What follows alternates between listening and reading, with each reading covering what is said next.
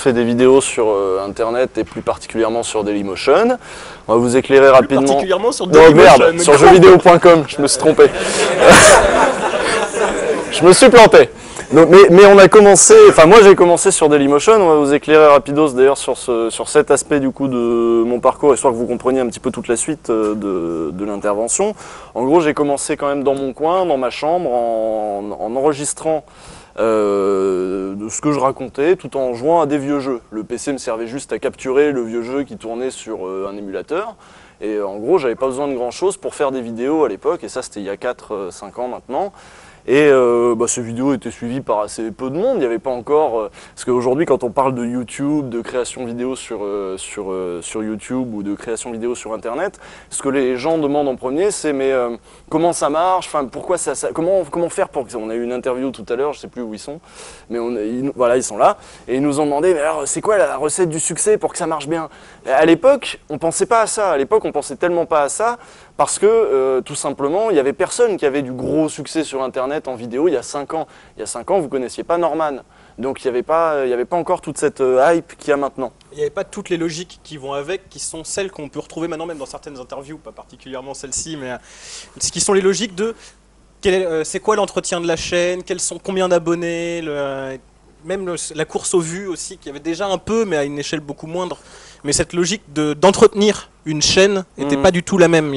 Voilà, quand on faisait une vidéo qui faisait 1000 vues, c'était la fête, quoi. Et on parlait pas du tout en termes de chaîne, mais c'était, donc à l'époque, moi, bon vieux temps, c'était donc Dailymotion, on parlait vraiment en termes de communauté. On était une espèce de communauté de gens qui faisions des vidéos, qui allions voir les vidéos des uns des autres, commentions, on était contents, il y avait 20 commentaires, c'était la folie, donc on avait un avis sur ce que les gens pensaient du jeu qu'on leur présentait, parce que c'était le cœur du propos, c'était de partager des expériences de jeu, et c'est comme ça que cette communauté a échangé énormément d'informations, d'anecdotes, de savoir, en fait, autour, à l'époque, c'était surtout, pour la communauté qui m'intéressait moi, je sais qu'il y en avait d'autres, des communautés vidéo, mais celle dans laquelle j'étais moi, c'était les vieux jeux, donc on faisait tourner des vieux jeux, Super NES, Master System, NES, tout ça, et on les faisait découvrir à ceux qui...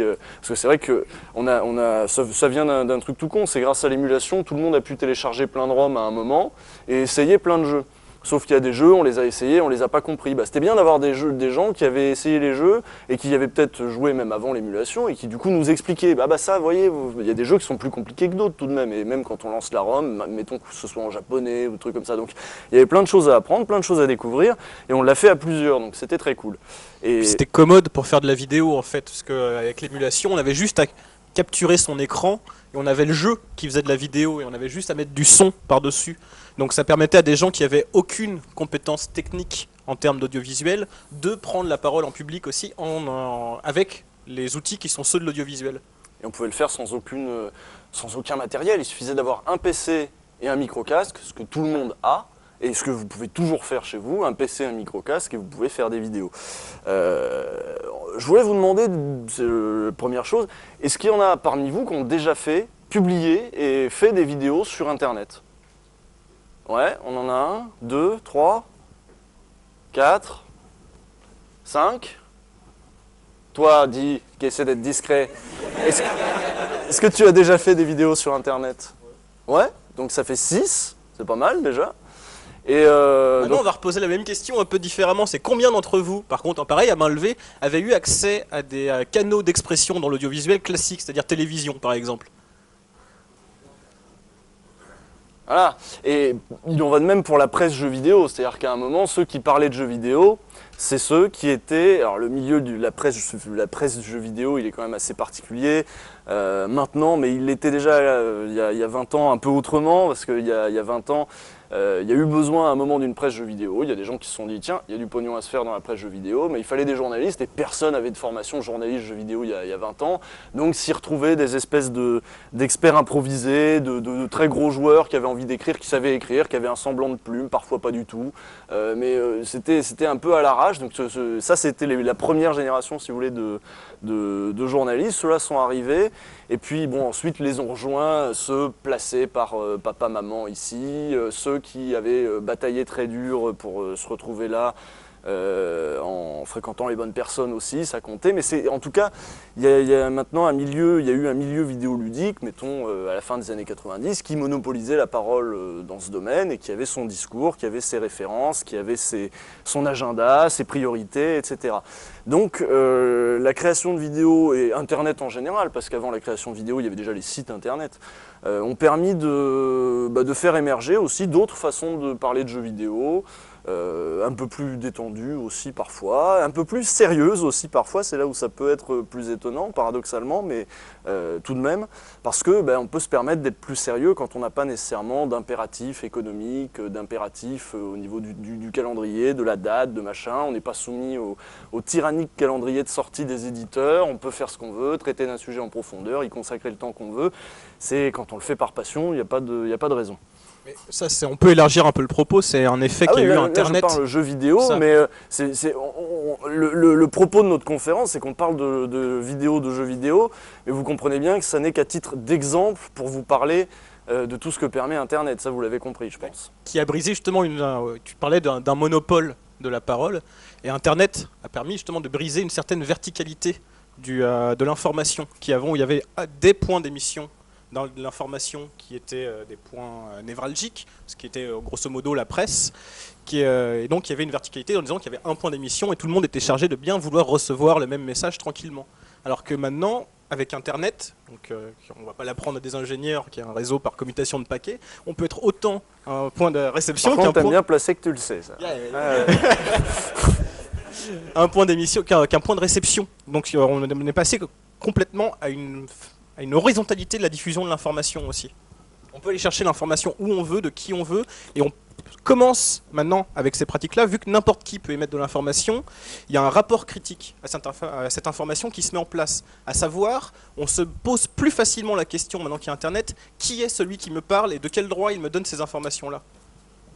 C'est la chasse aux fake sur Internet.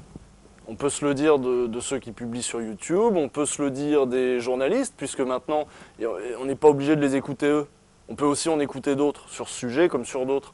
Donc du coup, on se pose aussi la question à propos de eux. Mais eux d'ailleurs, c'est qui, pourquoi ils parlent? Ils parlent pour qui? Ils parlent pourquoi? Ils parlent comment? Avec quelle idée derrière la tête? On commence aussi à se le demander. Et quand on disait qu'en effet, il y a d'autres discours qui peuvent émerger, ça montre bien une simple modification technique des techniques de l'information et de la diffusion de l'information a une incidence énorme sur la matière même, le contenu même que vont produire ces nouveaux créateurs qui arrivent du coup. Pour reprendre l'exemple précis des jeux vidéo, et de la crise de légitimité que ça fait chez les gens qui avaient le monopole de la parole avant. Par exemple, maintenant, les gens qu'on voit invités aux soirées presse par les gros éditeurs et tout ça, il y a autant de blogueurs, de youtubeurs que de journalistes professionnels.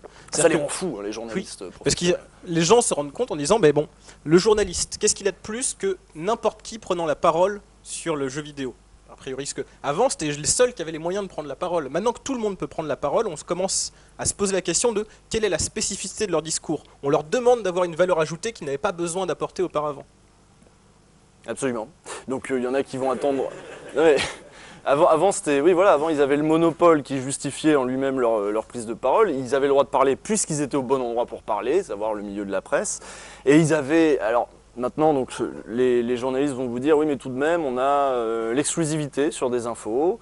La question, c'est qu'est-ce qu'ils font? Ben non, on va pas partir peut-être direct sur les journalistes, bam, bam, c'est pas, peut-être pas tout de suite.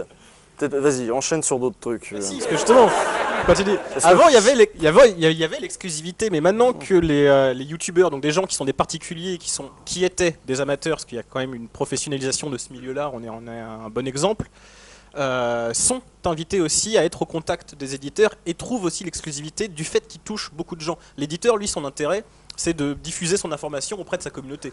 Tout simplement, de dire, bon, voilà ce que vous devez savoir sur mon jeu.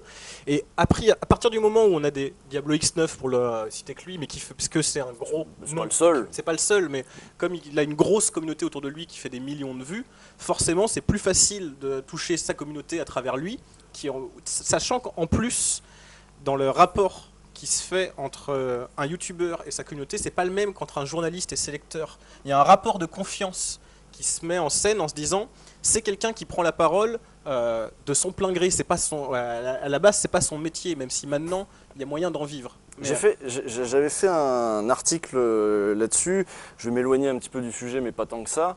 J'avais fait un article sur Rage Mag, sur Norman, les youtubeurs, etc. Et dans cet article, je critiquais la démarche qui avait été celle de Norman et des gars de 10 minutes à perdre, qui sitôt avaient-ils réussi à mobiliser un certain public, etc., sitôt avaient-ils réussi à attirer également l'attention des médias, avaient joué le jeu de ces médias, les médias dominants, les médias traditionnels, les médias de Paris, quoi, si vous voulez. Et donc, c'était prêté au jeu de ces médias-là, et les uns s'étaient retrouvés sur Canal+, et les autres à faire le tour des émissions de télé, de radio pour vendre leurs films, etc. Et le film n'a pas marché. Et l'émission de télé de 10 minutes à perdre n'a pas fonctionné non plus, elle n'a pas trouvé son public. Et ce que je disais dans cet article, c'est que d'une part, ça tient, les raisons de ça tient à beaucoup de choses. Quand tu as toute la chaîne de production des vidéos, pour prendre l'exemple de 10 minutes à perdre par exemple, est-ce que vous connaissez un petit peu? Pas du tout?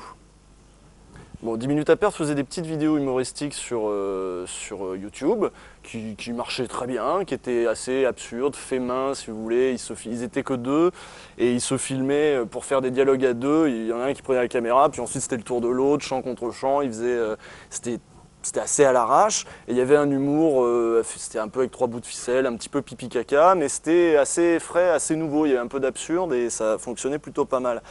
Et ça a marché si bien qu'ils se sont retrouvés sur Canal. Et vous les avez pas vus sur Canal, dans le grand journal, la question de la fin? Bon, la question de la fin, c'est eux, ils viennent d'Internet. Vous remarquerez que maintenant, il n'y a plus de question de la fin.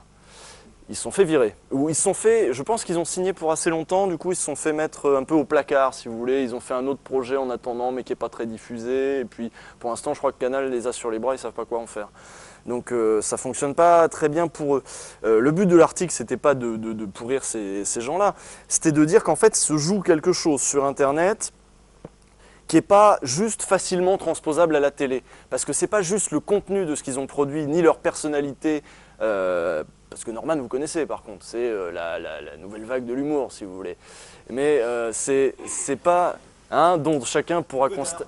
Voilà, cette nouvelle vague de l'humour dont chacun pourra constater que finalement elle repose sur la même vague que la précédente, Florence Foresti, Gad Elmaleh, c'est exactement les mêmes choses, c'est exactement les mêmes ressorts, c'est exactement les mêmes trucs, sauf qu'il y a quelques trucs générationnels en plus qu'il a rajouté, et surtout il y avait le fait que ce soit sur YouTube, sur un compte à lui, filmé dans son appartement, avec une chaîne YouTube, des commentaires, etc.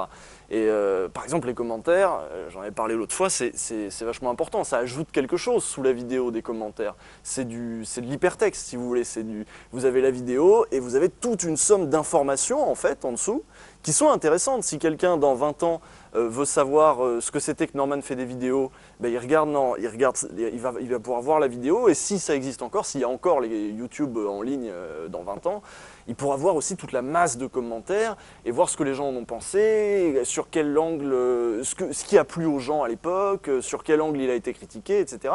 Toute cette masse de commentaires, elle est aussi très importante.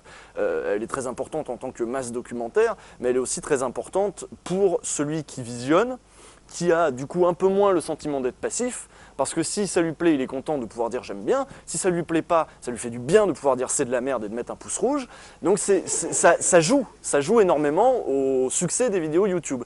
Et donc il n'y a pas que ça, il y a la chaîne de production, là je repense du coup à 10 minutes à perdre, c'est pas la même chose de faire des vidéos à deux dans un appart que de faire des vidéos avec une équipe technique dans un studio à Canal, parce que ils se sont retrouvés à bosser dans les studios de Canal avec une équipe technique, avec des producteurs qui certes ont eu au fait de dire oui mais on modifie pas leur texte. Bah non, là ce serait un petit peu, si évidemment ça serait mal vu, ça serait très mal vu. Ils voulaient dire, vous voyez, regardez, nous on a les gens d'internet, ils viennent et on les laisse libres, on leur donne juste plus de moyens.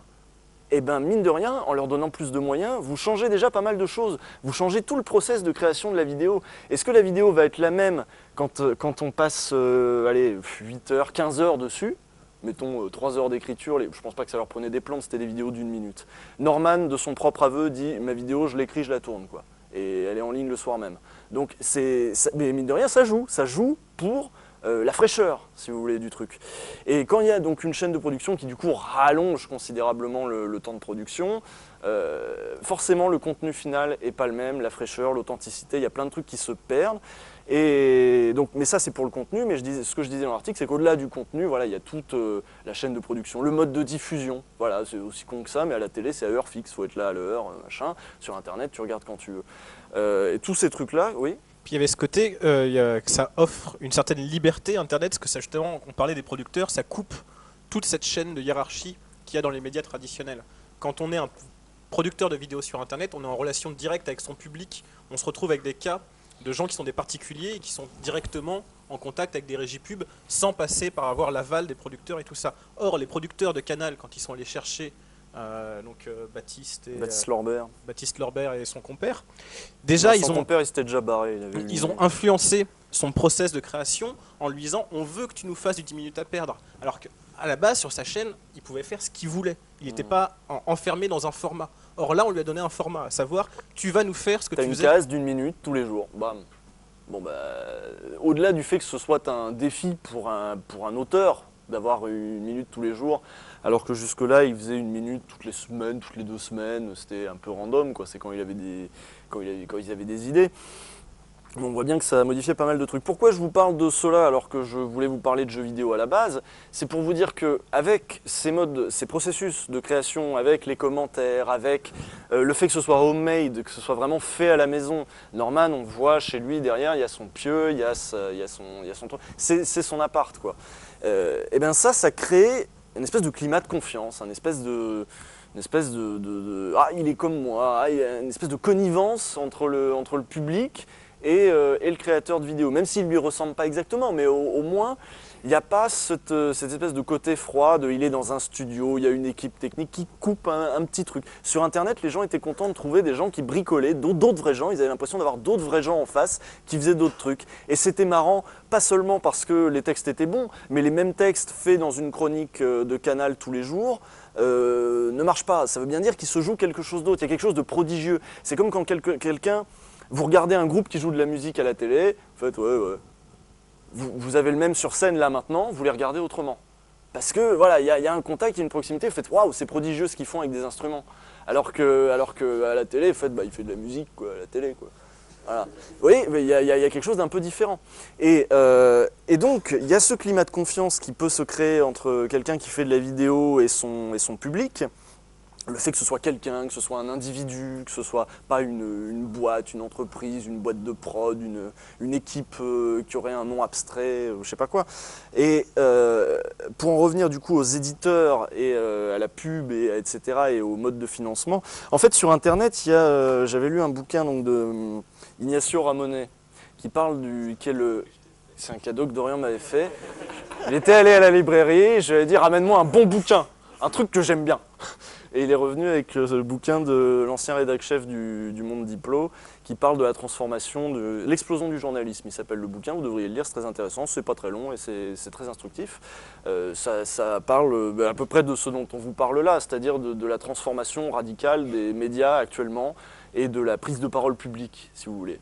Avant, la prise de parole publique était monopolisée par des professionnels, qu'ils soient journalistes, comédiens, animateurs, humoristes, tout ça, voilà. C'était des professionnels qui se retrouvaient là à Paris. Donc par exemple, déjà c'était souvent que des Parisiens ou alors des gens qui venaient de province mais qui étaient à Paris, vivaient à Paris puisque c'était là qu'il s'agissait de faire ce métier de toute façon, tout se jouait là. Maintenant, il y a ce que Ignacio Ramonet et quelques autres appellent des pro-am. Ni amateur tout à fait, puisque l'amateurisme, c'est quand on n'en vit pas. Et ça, il y a plein de gens. Vous, je pense que si vous avez fait des vidéos, les 6 qui ont répondu tout à l'heure, c'était de l'amateurisme. Comme quand moi j'ai commencé, c'était de l'amateurisme. C'est très cool, mais on n'en vit pas. Voilà. Et après, il y a ce qu'ils appellent les pro-am, les professionnels amateurs. On n'a pas non plus les compétences, la formation, ni le formatage des professionnels, vu qu'on s'est formé dans notre coin, en bidouillant comme on pouvait, on a essayé d'abord des trucs et puis on a vu ce qui marchait, ce qui nous plaisait à nous, ce qui plaisait aux gens, mais c'est du bricolage, il n'y a pas des gens qui sont venus pour nous dire « les gens aiment ça ». C'est ce qui se passe à la télé. c'est ce qui se passe à la télé. C'est pour ça que TF1 est aussi navrant. C'est que vous avez des... Et pas que TF1, France 2 aussi, vous pouvez regarder. C'est affreux ce qui se passe à la télé. Combien d'entre vous regardent encore régulièrement la télé? Un. N'ayez pas honte, hein. 2. Souvent les filles regardent beaucoup. On va pas vous insulter. Hein. 3. Et il n'y en a plus beaucoup, mine de rien, parmi votre génération. Ça dépend quoi. Je pense qu'il y a certains d'entre vous qui regardent des programmes télé sur leur ordinateur. En replay, sur les sites de replay, ou ripé sur YouTube, ou je sais pas quoi. On peut trouver des choses formidables. La télé ne produit pas que de la merde. Mais tout de même un bon paquet. Assez pour que ça pue assez, pour qu'on n'ait pas envie de s'en approcher. Depuis son début. Il n'y a pas eu une époque où la télé a été mieux que maintenant. C'est ça qui est assez impressionnant dans l'histoire de ce média aussi. Hein. Mais maintenant, on a des alternatives. Et pourquoi c'est aussi mauvais? C'est aussi souvent parce qu'on a des patrons de chaîne, des directeurs d'antenne, des producteurs qui disent ce que les gens veulent, c'est ça. Et du coup, ils créent des programmes formatés, des programmes souvent assez médiocres, qui essaient de jouer, alors là, pour parler justement de TF1, d'M6, de ces trucs-là, c'est vraiment de jouer sur les plus bas instincts de l'humanité. Ça n'élève pas l'esprit, on est d'accord, c'est pas grand-chose de le dire, mais pire que ça, au contraire, ça le tire vers le bas. Ça nous traîne vers ce qu'on peut avoir de plus dégueulasse en nous-mêmes, le voyeurisme, la fascination pour l'argent, toutes ces choses-là. Vous voyez, ces jeux télé dans lesquels on gagne plein d'argent, ces jeux télé dans lesquels on met en scène des candidats qui arrivent et qui sont des gens du peuple, hein, et dont on se moque un petit peu. Vous voyez, ces émissions de TF1 où les candidats, on leur fait chanter une petite chanson. Ah, vous êtes venus, alors vous êtes passionné de poterie. Ah oui, je suis passionné de poterie. Moi, ma femme, machin. Et puis, vous voyez, les gens sont castés, hein, les gens sont castés et ils prennent les meilleurs clients, ceux qui ont des bonnes têtes, ceux qui vont raconter le plus de conneries, ceux qui vont chanter une petite chanson, ceux qui ont une super imitation de Galabru, etc. Vous voyez, et ils font se mettre en scène. Et nous, on regarde ça et on fait ah, c'est rigolo, mais en fait, on nous a juste mis ça en scène pour qu'on se moque de nos congénères. C'est comme la télé-réalité dans une certaine mesure et les magazines aussi. Pourquoi je dis dans une certaine mesure? Non, la télé-réalité. Les trucs style Vie ma vie, tout ça, qui sont des mises en scène abjectes. Vous voyez un petit peu les ficelles de ces trucs-là de Vie ma vie? Je pense que maintenant on peut commencer à avoir un œil exercé sur ces choses-là et vous voyez bien que tout n'est que mise en scène du réel. Le scénario est toujours le même, Dorian passe ses journées à jouer sur le PC, moi ça m'énerve. Alors c'est pour ça, il y a eu un appel à témoins, donc nous on a répondu, on a dit ah bah nous on est un peu comme ça parce que moi je suis amoureux de Dorian, mais lui il préfère son PC et tout le temps il préfère son PC. Bah, on va répondre, donc on répond, donc on est casté, donc eux ils nous disent alors vous êtes vraiment comme ça? Oui, oui, oui. Et le jour où l'équipe de télé débarque, ben on lui donne ce qu'elle est venue demander. On va passer à la télé. C'est formidable. On a regardé la télé toute notre vie, là on va passer à la télé. Donc on va être gentil, on va donner aux caméras ce qu'elles sont venues chercher. Donc on en rajoute un petit peu. Non pas parce qu'on nous l'a demandé, encore que, il y a des scènes qui sont clairement mises en scène. C'est bon, vous faites quoi cet après-midi? On va vous faire la scène de on va faire les courses et puis on s'engueule pendant les courses. Donc ils ne demandent pas aux gens de s'engueuler pendant les courses, mais ils disent on va faire la scène de on va faire les courses. Et etc., etc. Tout n'est que mise en scène de... Enfin tout ça pour vous dire à quel point la télé c'est sordide. Je vais vous donner un exemple parmi d'autres. Avec le passage où après, tu sais, vu que ça va pas entre nous, ils appellent la psychologue. La psychologue, elle arrive, elle fait « Regardez-vous dans les yeux, tenez-vous la main, dites-vous que vous vous aimez, que c'est formidable. » Et nous, on le fait, et puis on se regarde, et puis on y croit, quoi. Il y a quand même la télé qui est venue, c'est une vraie psychologue, elle a certainement un vrai diplôme, c'est des vraies caméras, et donc on est à fond dedans. Et puis quand la télé s'en va, ben, on reprend notre vie de merde, et puis... Et puis voilà, finalement, il n'y avait pas tellement de problèmes à la base. En fait, il y en avait un petit. C'est vrai qu'il fait chier à être tout le temps sur le PC. Mais la télé, grâce à ce genre d'émission, consacre un petit peu son espèce de pouvoir magique. Son pouvoir magique de la télé, son pouvoir fascinant et son pouvoir qu'elle a de pouvoir transformer la vie des gens. Alors là, on a plein d'émissions là-dedans dans lesquelles la télé peut transformer la vie des gens. La télé serait le nouveau... la panacée, quoi. T'es moche toute nue, bah t'appelles l'émission Belle toute nue. T'as une maison de merde, t'appelles l'autre qui va te retaper ton truc avec des super couleurs. Internet fait pas ça. Internet il fait retape pas pas ça, ta maison. Bah non, il y a moins de pognon. Par contre, putain, qu'est-ce qu'il y a comme pognon à la télé? Vous avez vu le Splash le grand plongeon? C'est le néant absolu, je vous explique le concept. Splash le grand plongeon. Hein, c'est palpitant. Vous prenez des espèces de stars de seconde zone, hein, en dessous, pire que nous, quoi, des mecs, des mecs, je sais pas, des anciens candidats. Ah, là d'ailleurs, moi j'ai vu vraiment, on a tenu 20 minutes, nous. On a vraiment voulu regarder qu'est-ce que c'était que ce truc, parce qu'on comprenait pas. On avait vu des bandes annonces et des extraits au zapping, on se disait, mais il y a vraiment une émission dont le concept, c'est de... Il y a une piscine et tu fais sauter des mecs, et voilà, et c'est l'émission. Ils ont vraiment fait ça. Donc on a regardé 20 minutes et on a compris. En fait, il y a des moyens extraordinaires qui sont déployés derrière. De l'éclairage qui change de couleur quand il monte l'échelle pour monter jusqu'au plongeoir, ça C'est- a dû coûter une fortune. Ça monstre. coûte un pognon monstre, donc c'est du très très grand spectacle. C'est filmé à la piscine Une olympique. dizaine de caméras, bien entendu. Oui, du caméras de partout, des animateurs, ils sont au moins 4 animateurs comme ça. Donc tu as toute la volaille qui est là autour de la piscine, blablabla. Ils sont là, alors c'était bien le plongeon, donc ils te font un peu d'animation quoi, autour de ça, ils te font vivre ça, j'en fous partout. Donc c'est l'espèce de star de seconde zone, donc la dernière Miss France, des anciens candidats de koh il y a Gérard Vives, des filles d'à côté, vous vous souvenez de Gérard Vives? Vous vous souvenez tous de Gérard Vives, c'est pas possible, voilà. Donc voilà, donc des gens admirables. Et moi, ce que j'avais trouvé le plus sordide, quand je vous parlais de ces candidats qu'on invite pour se moquer d'eux, ce qui est un peu le même principe que Vie ma vie et tous ces trucs-là, vous voyez, Vie ma vie ou Tellement vrai, ces choses-là. Faut regarder ces choses, c'est instructif, mais faut regarder sur Internet déjà. Comme ça, vous vous tapez pas les pubs avant l'après, puis surtout, vous n'avez pas la tentation de rester pour regarder les merdes d'après. Donc ça c'est mieux. Donc comme tous ces trucs là, finalement c'est des espèces de programmes conçus par des espèces de connards parisiens certainement, qui eux sont persuadés de savoir ce que les gens ont envie de voir, etc. Et qui, vous imaginez bien, une équipe technique, un ou deux péteux qui arrivent avec leur scénario, parce qu'il y a des scénarios comme ça, qui arrivent chez des espèces de pauvres. Parce que concrètement, ils vont en général chez des pauvres, ou classe moyenne, ou voilà. Et vous pensez bien qu'ils les regardent un peu de haut. Eux, ils sont parisiens, ils sont dans les médias, etc. Et ils voient ces gens qui n'ont jamais vu une caméra de leur vie et qui font ce qu'on leur dit de faire et qui ont des étoiles dans les yeux, qui parlent bien à la télé, qui essaient de bien parler aux gens de la télé. Et eux, ils les méprisent un petit peu. Il y a une espèce de mépris de classe, c'est logique. Et ça se ressent dans le programme. Ça se ressent dans le programme parce que nous est livré sur ces gens un regard qui est foncièrement méprisant et dont le but est d'être méprisant pour que vous puissiez les mépriser vous-même. Ah, il est fan de Johnny, ce gros beauf. Et l'émission, elle est construite pour que vous pensiez ça et que vous vous amusiez. Est-ce que c'est sain? Est-ce que ça fait appel vraiment à ce qu'on a de meilleur que de regarder ces trucs-là?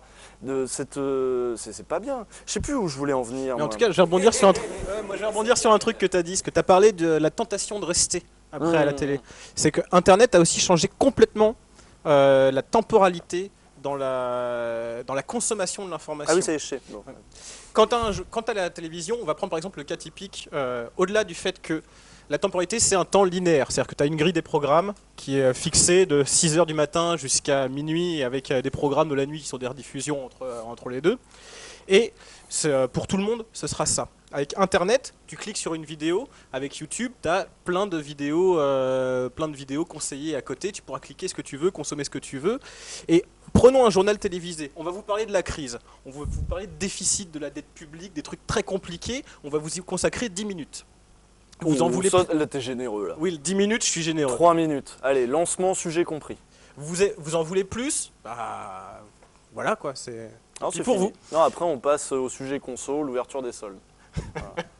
Alors que sur Internet, vous avez un sujet qui vous intéresse. Vous avez ce qu'on appelle justement, on parlait tout à l'heure, de l'hypertexte. Tu as plein de liens sur lesquels tu peux cliquer, tu peux passer 2 heures sur le même sujet si tu as envie sur Internet. À la télé, ça arrive peu. Même quand on voit les émissions de débat, maintenant, ils évoquent toujours 3-4 sujets différents. Si on veut creuser un sujet, c'est pas la télé qui nous permet de faire ça. Dans les médias, dans la pratique audiovisuelle. Si tu veux regarder 14 reportages sur le même sujet, c'est pas à la télé dans une seule journée que tu pourras le faire. Alors nous, on peut creuser dans plein de directions là au niveau des sujets. Vous parlez pendant assez longtemps des médias parce que nous, c'est une des choses qui nous paraît les plus... Vous vous rendez bien compte que les médias dominants, c'est-à-dire presse, télé, etc., sont des machines à créer de l'abêtissement et de l'opinion. Et certes, de l'opinion d'une part, mais de l'abêtissement aussi. Donc, je sais même plus dans quel sens partir. Avant ça aurait été, on aurait été catastrophé, on aurait dit c'est terrible, qu'est-ce qu'on va faire? Mais d'ailleurs, avant, on s'en serait peut-être même pas rendu compte en fait. Ce qu'il y a, c'est que maintenant, il y a une alternative. Cette alternative, c'est Internet. Internet, c'est pas le paradis non plus. c'est pas non plus la panacée non plus. Il y a aussi, il faut aussi trier le bon grain de livret. Faut aussi, et quand on parlait donc de ces pro-am, de ces amateurs professionnels qui deviennent aussi dans leur coin des leaders d'opinion. Moi, j'avais lu des études qui avaient été des études sérieuses vu que ça a été fait pour faire du fric. Donc en général, là, c'est sérieux. Des études pour savoir où est-ce que, pour les annonceurs, où est-ce qu'il est le plus intéressant de placer sa pub. Est-ce qu'il est plus intéressant au niveau audience de mettre des pubs sur Gameblog ou d'en mettre sur... Vous connaissez Gameblog? Admirable. Et ou est-ce qu'il vaut mieux mettre ça sur le compte de Diablo X9, voilà. Eh bien, il est 1000 fois plus rentable et intéressant de regarder. Si vous regardez l'audience des sites internet, je vais vous faire des coups. J'ai pas de tableau là. J'ai pas prévu. Bon, je vais vous le faire à la main. Non, mais je vois pas dégueulasse, c'est le truc. Je vais vous le faire à la main. En gros, j'ai raté. On n'a pas répété aussi, c'est pour ça. Ouais. Non mais de toute façon c'est complètement approximatif comme graphique, hein, je vous tiens. Je préfère vous prévenir. Au niveau des audiences Non mais au niveau des audiences des sites internet, en gros, là il y a jeuxvideo.com, hein, JVC, qui mobilise 80% de l'audience internet. Pourquoi? C'est intéressant cette... Ouais, sur le jeu vidéo, évidemment. Mais, il y a quand même Doctissimo dedans. Voilà. Non mais c'est vrai. Et pourquoi? Pour la même raison que Doctissimo, c'est qu'ils ont un forum libre, assez libre. En tout cas, il y a des règles, il y a quelques règles, mais tout de même un forum avec une modération légère. Avec un esprit libertaire, on va dire, un esprit libertaire qui permet à beaucoup de gens de dire beaucoup de choses, beaucoup de conneries aussi, mais beaucoup de choses. Et vous connaissez le 15-18? Ouais. Et ben mine de rien, c'est un lieu... Attends, tu vas peut-être quand même décrire pour celui-là, il y a eu un oui un peu bruyant, mais tout le monde n'a pas répondu oui. Donc c'est le forum des 15-18 ans de jeuxvideo.com. Mais le fait est que ça a aggloméré des gens qui n'ont pas que entre 15 et 18 ans. Parce que c'est un peu...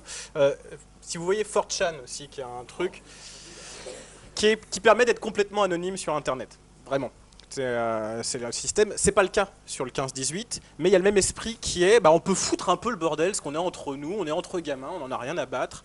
Parce que c'est ça aussi. Un esprit libertaire. Un esprit libertaire. Parce que si on prend les mouvements contestataires précédents, des mouvements même qu'on appelait des mouvements de jeunesse, que ce soit mai 68 ou même avant, c'était quand même des gens qui avaient entre nos âges à nous, c'est-à-dire entre 25 et 30 ans. La génération des 15-18 ans qui a accès des gens qui allaient à la fac, quoi. Ouais, des gens qui allaient à la fac ou à la fin du lycée, quoi. Mais que eux, ils sont au collège. Que les collégiens aient la parole. C'est des ouf.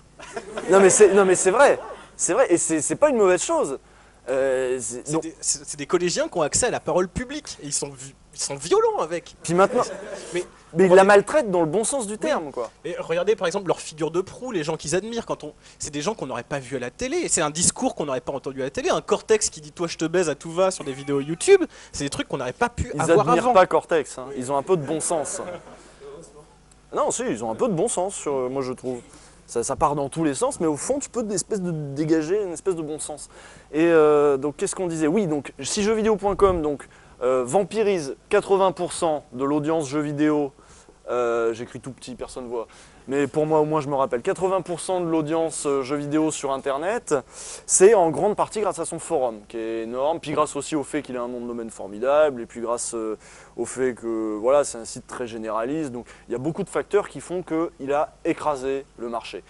Les autres se partagent les miettes, se partagent 20%, alors ils sont là, ils se battent un petit peu entre eux. C'est bien la bataille. T'as vu? C'est le bordel, hein. Là, c'est Gameblog, voilà. Et j'ai rien avec Gameblog, je sais pas ce que j'ai aujourd'hui. Et donc voilà, est-ce qu'il est rentable pour... Et attendez, parce que j'ai pas fini l'audience, en termes de... Après, moi, c'est les chiffres que j'ai vus sur ces graphiques-là. Et ça dépend, il y a plein de manières de calculer l'audience sur Internet parce qu'il y a plein de manières de monétiser l'audience. Est-ce qu'on monétise l'audience? Parce que c'est ça qui intéresse les gens qui ont fait cette étude, hein, c'est monétiser. Alors, est-ce qu'on monétise au clic? Est-ce qu'on monétise à la page? Est-ce qu'on monétise au lancement de la vidéo? Est-ce qu'on monétise une fois par IP ou pas? Est-ce que, voilà. Donc, il y a plein de facteurs. Mais en tout cas, avec les chiffres que j'ai vus, l'audience de jeuxvideo.com était comparable, du coup, aux chiffres qu'avait Diablo X9. Monsieur le V12, etc. Et Fanta et Bob, et quelques autres comme ça, qui rien qu'à eux, défoncent tout ça. Alors est-ce que c'est rentable d'aller acheter des pubs à eux là?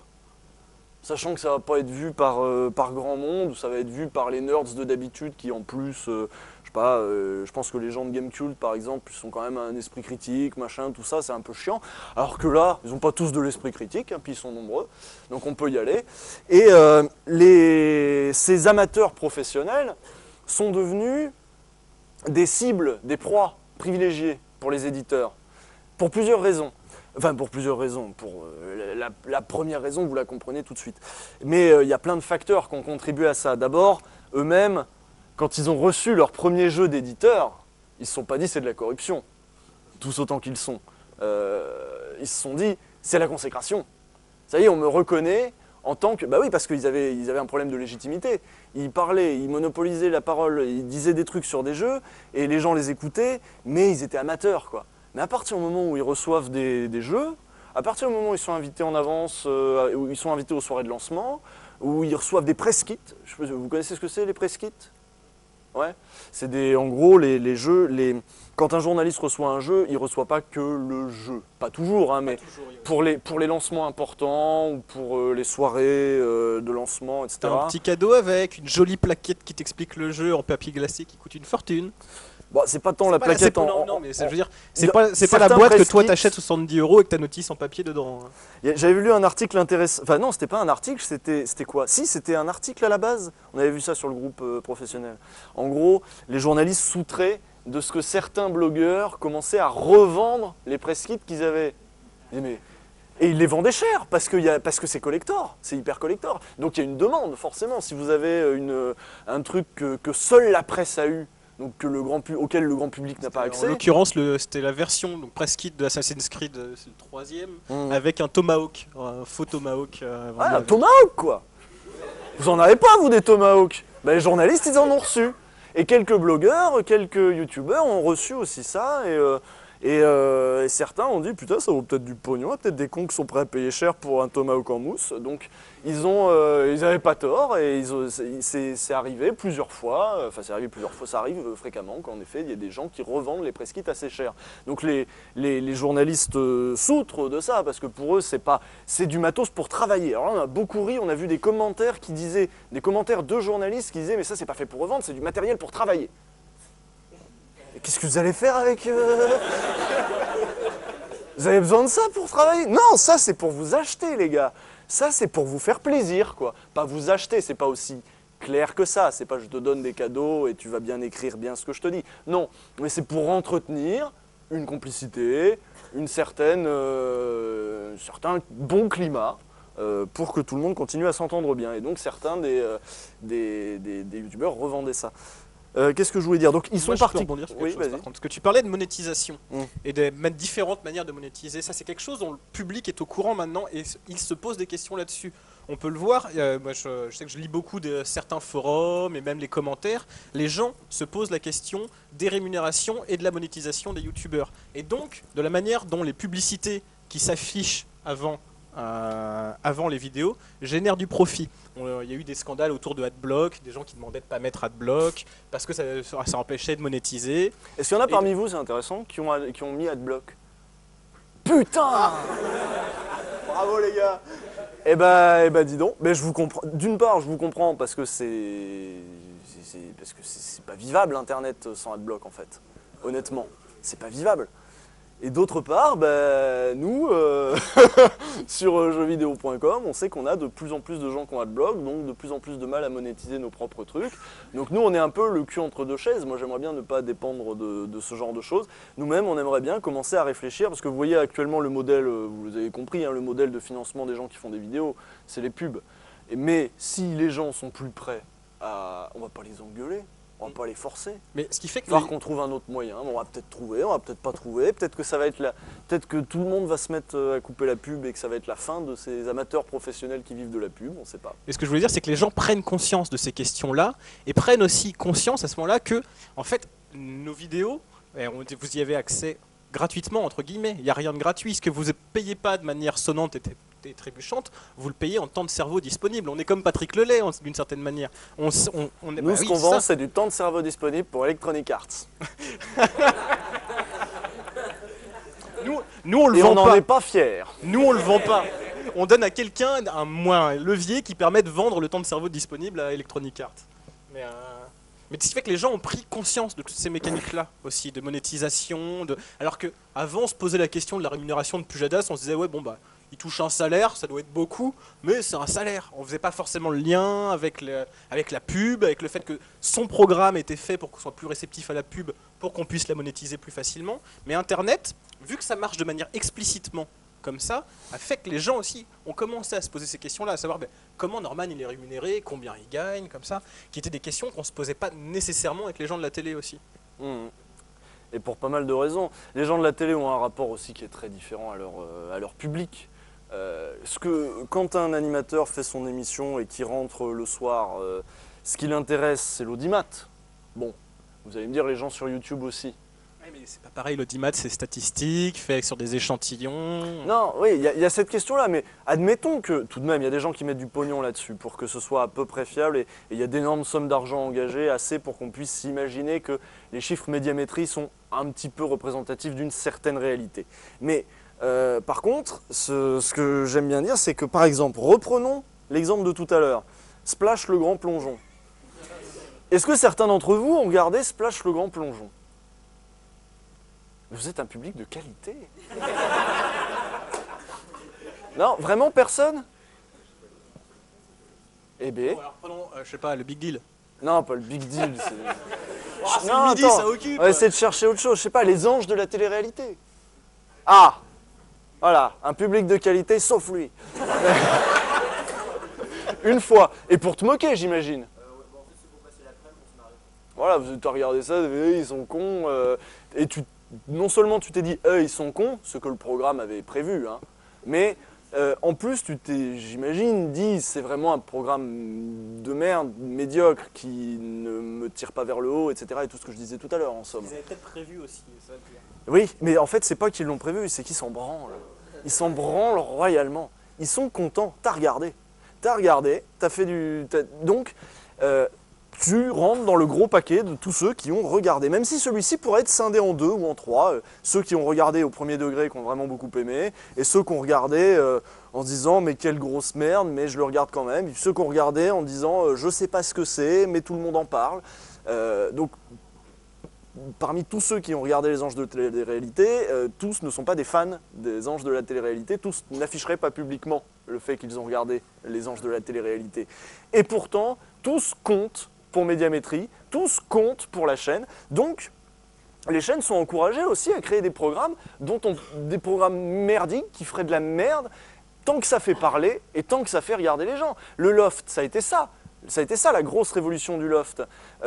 Certes, il y avait peut-être, j'ai pas les chiffres, mais peut-être qu'il y avait que 50% des gens qui regardaient le Loft et qui essayaient de défendre ça assez sérieusement en disant non, mais sociologiquement c'est intéressant. Ça j'en ai vu, tiens, des comme ça. Et les autres qui se disaient c'est le début de la fin, on est en train de nous vendre du rien. Mais qui regardaient quand même. Pourquoi? Parce qu'il y avait Télérama qui titrait sur le Loft, parce qu'il y avait toute la presse qui titrait sur le Loft, parce que c'était une révolution quand c'est arrivé. C'était les premiers programmes de télé-réalité chez nous, en France. Donc tout le monde a regardé. Donc, vous avez tous regardé le Loft, première édition. Peut-être pas en entier, je veux dire, mais... Non? Vous êtes peut-être trop jeune? Non, vous trouviez déjà ça? Bon, bah moi j'ai jeté un œil à l'époque, voyez-vous. Parce que je savais que j'allais m'intéresser de près aux médias après et que ça allait me passionner. Non, pas du tout. Non, pas du tout, mais parce qu'on en parle. Et quand on en parle, bah, tout le monde a envie d'avoir son opinion sur le truc. Donc on va regarder. Donc la télé va comme ça générer parfois du scandale pour générer du scandale, du buzz pour faire du buzz, si vous voulez. Et c'est typiquement le cas de machin, le grand plongeon. Tout le monde, du coup, va regarder pour se faire un avis sur ce qu'est cette merde. Vous avez peut-être regardé, du coup, vu qu'on vous en a parlé maintenant. Voilà, en tout cas nous on a regardé en se disant mais jusqu'où iront-ils? Il y avait un moment qui était particulièrement terrible où ils prenaient un ex-gagnant ou un ex-participant de koh que je connaissais pas, qui s'appelle Gérard, et à qui il manquait des dents, qui était mine de rien, qui avait pas l'air très éveillé, et qui était un petit vieux. Et ça faisait de la peine un petit peu de le voir là, en maillot de bain. Vous voyez, c'était censé faire un spectacle, un truc un peu grotesque. Et ils ont rajouté dans le côté « Ah, Gérard, c'est vraiment bien Ah, c'est bien, Gérard !» Et en fait, se foutaient de sa gueule. Et j'ai trouvé ça odieux. Enfin bref, ils sont allés vraiment loin avec cette émission dans la catégorie « Je vends du vent et je vends du mépris ». Je vais finir ton propos, vu que tu dévies encore. Oui, pardon. Donc, effectivement, que tu aies aimé J'en ai ou pas, gros. que tu aies aimé ou pas, le producteur de télévision, il s'en fout. Voilà, oui, Regardez. voilà, c'est ça que je voulais dire. Un producteur sur Internet, un pro-âme, comme dit Udul, il n'y a pas que ça qui va l'intéresser, ce qui va avoir justement les commentaires de manière directe. Les gens qui vont lui dire « T'es une merde, suicide-toi ». C'est des choses qu'on voit sur YouTube, vraiment en commentaire. Et ça blesse à l'ego. Et il y a aussi d'autres facteurs qui sont des facteurs économiques. Parce que les pouces rouges et les pouces verts, certes, ça fait un petit coup au cœur, tu fais « Il y a plein de pouces rouges ». Mais et surtout, aussi, ça va jouer sur ton référencement sur YouTube. Donc il y a aussi une volonté de faire un truc qui plaît aux gens, d'une certaine manière, en disant je vais faire un truc qui plaît aux gens, pour avoir des pouces verts, pour être bien référencé, pour que si on tape Call of Duty dans YouTube, ce soit toi le premier résultat, parce que tu as plein de pouces verts. Peut-être qu'à terme, je pense à ça là maintenant, non pas que cette conférence n'ait pas été préparée, mais peut-être qu'à terme, un espèce de moyen de faire une espèce de sélection naturelle de ce qu'il peut y avoir de meilleur sur YouTube serait de faire en sorte que finalement soit monétisé les vues. C'est déjà possible, il suffit de désactiver AdBlock sur les comptes YouTube des gens que t'aimes bien en fait, et du coup tu peux continuer à lancer la pub au début du truc avant de voir leurs vidéos. Ce que tu ne ferais pas du coup quand tu regardes la vidéo de Cortex ou de quelqu'un que tu regardes pour un peu te moquer. Pourrait être il y a des solutions en tout cas à imaginer. Ça c'est des choses qui se font déjà, une certaine prise de pouvoir. Les choses se font déjà, mais ça pourrait se généraliser par les gens. Un écosystème. Metacritic par exemple. Bon, dans le jeu vidéo, Metacritic c'est quelque chose qui est devenu très important. Parce que pour les éditeurs, parce que le référencement dans Google est lié à la note qu'on reçoit sur Metacritic. Plus on a une bonne note sur Metacritic, mieux on sera référencé dans Google.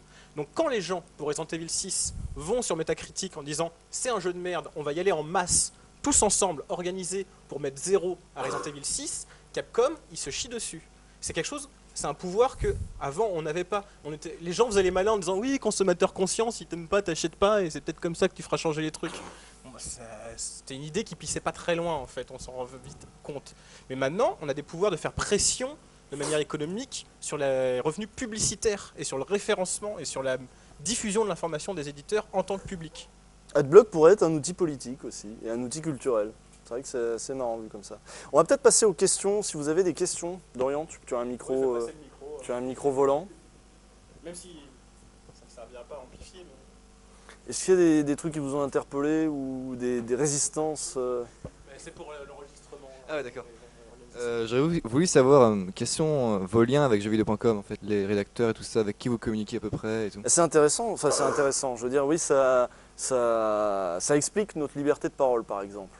On n'est pas avec eux, on n'est pas à Aurillac, ils sont à Aurillac, ils ont leur rédaction, leurs journalistes, leurs testeurs, machin, sont à Aurillac. Pour la plupart d'entre eux, je crois qu'ils ont quelques-uns qui sont dépêchés à Paris, peut-être un à Tokyo. Il y en a un à Los Angeles aussi. Hein. Comment ? Il y en a un à Los Angeles. Un à Los Angeles, voilà, un à Tokyo, un à Paris. Nous, on est en Bretagne, dans notre coin, donc près de Rennes. Et du coup, on est peinard. Nos liens, c'est... nous, on a d'excellents rapports avec jeuxvideo.com. Hein. On hallucine encore d'avoir toujours d'excellents rapports avec jeuxvideo.com et ça se passe très bien. On a un peu testé aussi les limites de ce qu'on pouvait dire, machin, tout ça. On a vu qu'on avait quand même une grande liberté dans le propos, qu'on pouvait taper les éditeurs et tout, que ça se passait bien.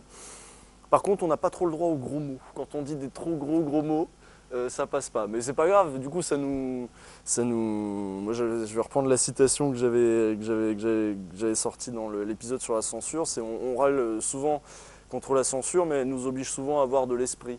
C'est un peu vrai là pour le coup. J'ai pas le droit aux gros mots, donc il faut que je fasse un peu plus finot.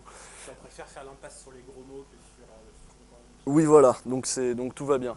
Et donc nos rapports, c'est ça, ils nous dictent pas les sujets, ils nous dictent pas de ligne éditoriale, on a de... Ils envoient un message dans la vidéo, elle est toujours pas codée. Voilà, on a genre un mail par semaine, et puis on les a rencontrés 2-3 fois.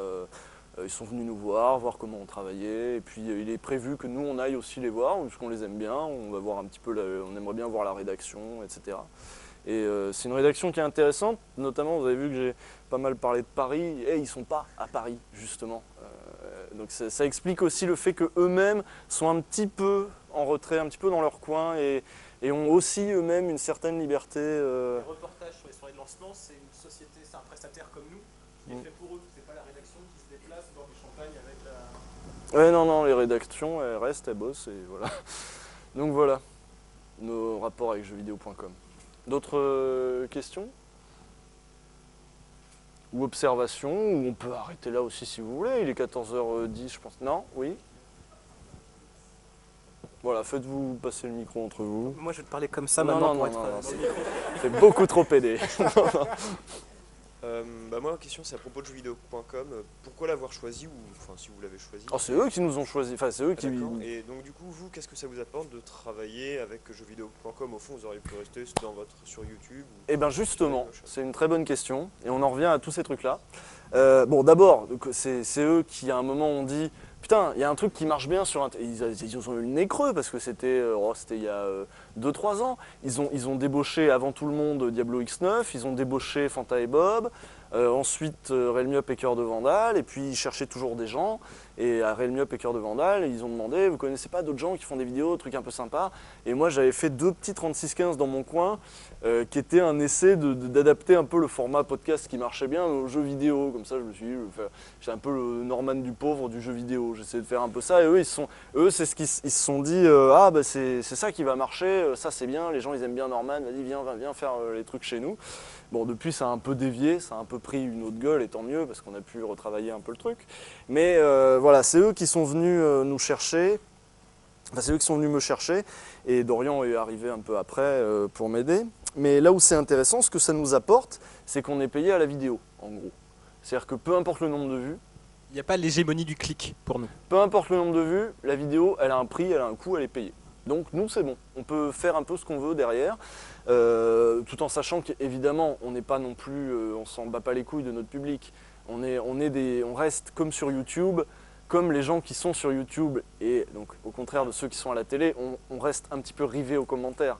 On n'a pas envie de décevoir les gens, on n'a pas envie que les gens regardent pour se moquer.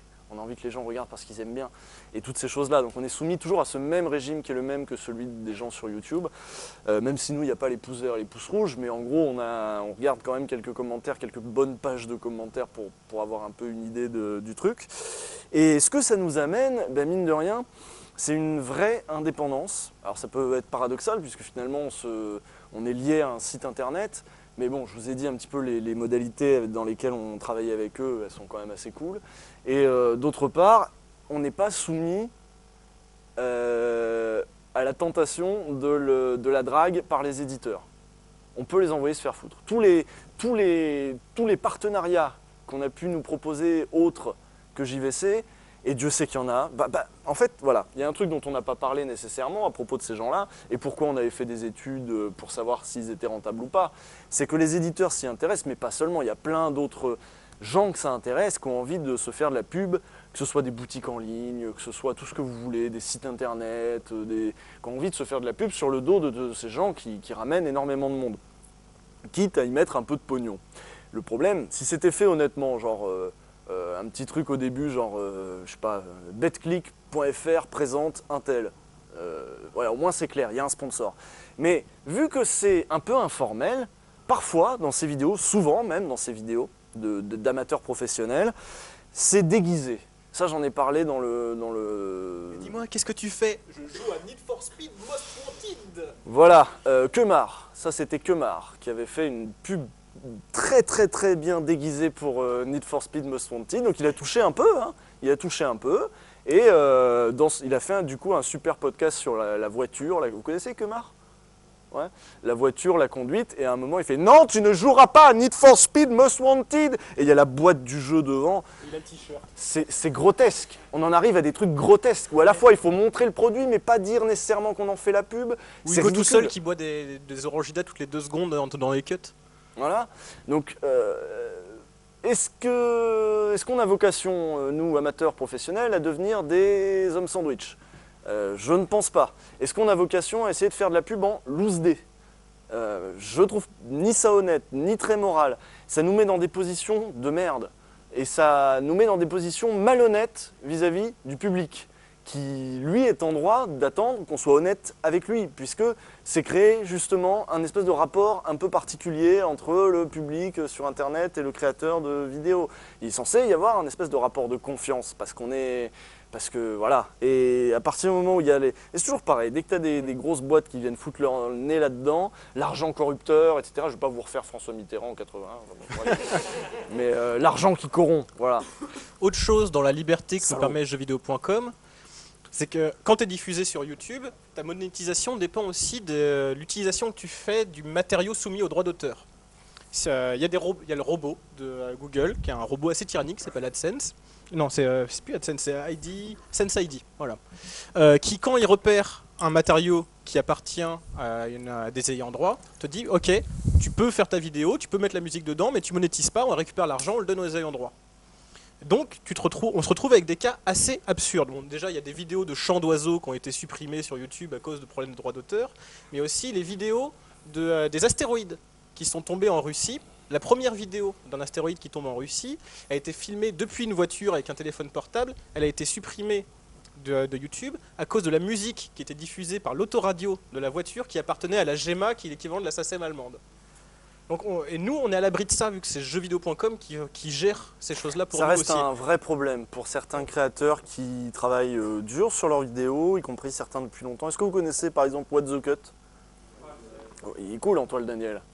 Il est cool, il n'arrive pas à vivre de ses vidéos.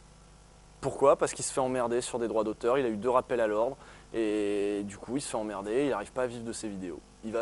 Il attend que ces rappels à l'ordre sautent, mais c'est intéressant de savoir ça aussi. Ça, c'est des vraies problématiques nouvelles aussi qui se posent avec Internet. Il y a un concept qui est né en 2006 qui a été lancé par un juriste américain qui s'appelle le copyright madness, donc la folie du copyright. Qui est en fait, qu'est-ce qui se passe? C'est qu'on a des gens qui sont payés, donc des légistes, des légalistes même. Des légistes pour disséquer les gens qui font des vidéos avocats sur Internet. qui sont très doués pour défendre le droit d'auteur. À côté de ça, qui défend le droit public? Personne. Dans le code de la propriété intellectuelle, le mot bien commun, bien public, Domaine public. n'apparaît pas. Ce qui fait qu'on se retrouve avec des choses assez absurdes. Par exemple, si vous allez voir la photo de la Joconde sur le site, du Louvre, vous verrez que tout droit réservé au Louvre. C'est-à-dire qu'une œuvre comme la Joconde n'est plus de l'ordre du domaine public parce qu'elle a été prise en photo par un photographe du Louvre et mise sur le site du Louvre. Du coup, l'image de la Joconde appartient au Louvre. On se retrouve avec des choses assez absurdes comme ça. Donc, les questions de droit d'auteur qu'on se posait peut-être vaguement un peu avant quand on bossait dans l'édition, par exemple, ou des trucs comme ça, sont maintenant des vrais débats publics. Le débat sur la propriété intellectuelle et sur le droit d'auteur est devenu un vrai débat public avec le piratage, tout ce qu'on connaît, le partage de la culture, comment est-ce qu'on fait ça. Mais il y a Ça, c'est des bonnes choses aussi. Il y a un vrai enjeu derrière. Il y a un vrai enjeu commercial, évidemment, mais il y a un vrai enjeu démocratique. Est-ce que, parce que voilà, on va partir sur d'autres trucs, mais quand on parlait un peu plus tôt du monopole de la parole par les professionnels qui, du coup, vous dispensaient un certain type de discours, un certain type de parole qui était toujours celui un petit peu de leur milieu, de toute façon, qui défendait un petit peu leurs intérêts.